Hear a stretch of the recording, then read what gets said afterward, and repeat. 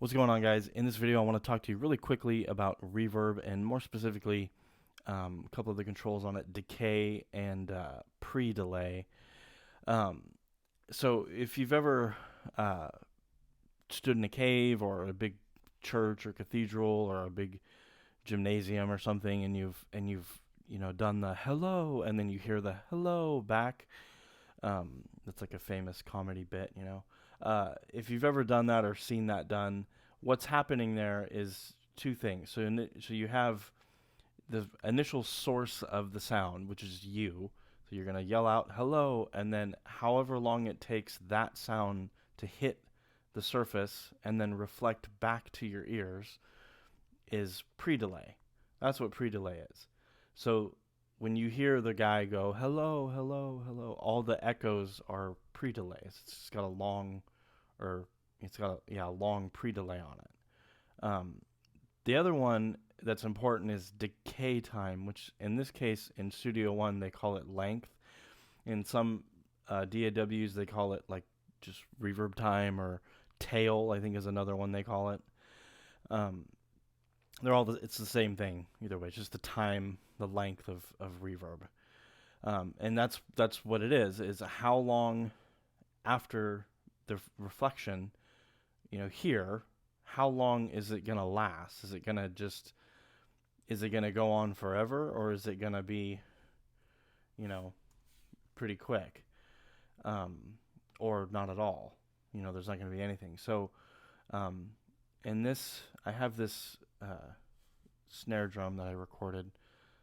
It's awesome. You're gonna hear it in a second, but we're just gonna bypass the reverb completely, and then you can hear what it sounds like with and without, and then I'm gonna adjust these so you can hear like extreme examples.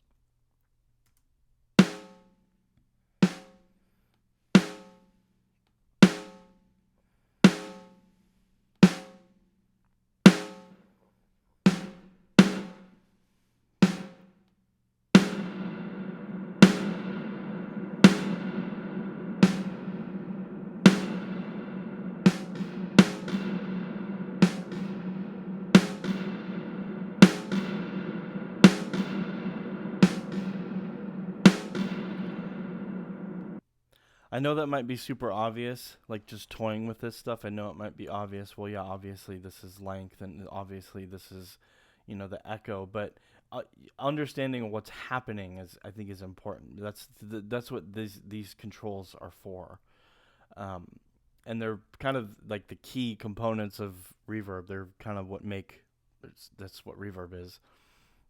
In this instance, in Studio One, you can adjust like the size of the room. You have a lot of options here for different things. You can adjust, you can see the room, how big the room is getting, and you can, really customize it. But if you could do all that and not understand what these two are doing, and it's just going to ruin your mix, because, as a general rule, you're not going to have a really long tail in a very small room. Like that's probably not going to happen. So if you have your larger room, you're probably going to have a little bit longer of a tail. If you have a smaller room, you're going to have a little bit shorter of a tail. And then same with pre-delay. Just understanding how these kind of work together, and having a visual, like I said, of the guy standing in the cave. I think just think about that the next time you're adding reverb. And also a good rule of thumb with any effect, any kind of like special effect like reverb or delay or anything like that, or really anything, chorus, flanger, whatever, you don't want to quote unquote notice it or hear it in your mix. So if you're adding this to like a snare drum or a vocal or anything, you don't want to hear it.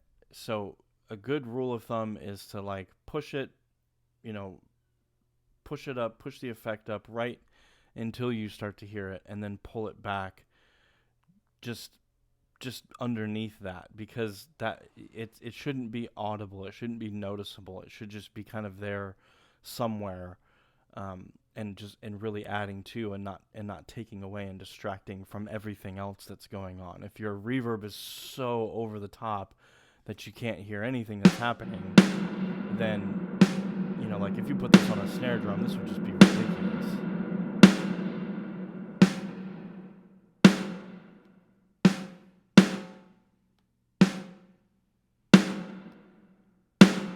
Like, that might be where I would put that. Just me personally. And you can't even really hear it. I mean, you can, but it's not super audible. It's not super noticeable. It's just there, just enough to add a little bit of candy to it. So just think about that the next time you're mixing. It is all a matter of taste anyway, so it really doesn't matter. There's no, hard and fast rules with anything. It's really just a matter of preference and whatever the song that you're mixing calls for. Just remember that, though. You don't want to overpower it, because it can overpower it and really take away from it and muddy up a mix like easily. This is an easy thing to screw up. So just think about that. Thanks for watching. Please leave me a comment, subscribe to the channel. If you found this video useful, definitely like it, definitely subscribe, definitely leave a comment. If there's any confusion or anything, let me know. I'll try to clear it up. Also, I'll leave some links down in the description to my website. www.gofrettofret.com is one of them. You can go there and check out my free ebook. It's called The Gain Staging Guide. It's just a free book. It's a quick read. Just some helpful tips on how to get started on the right path to creating a good quality mix in your bedroom studio. So definitely go check that out, and we will see you next time. All right. Bye.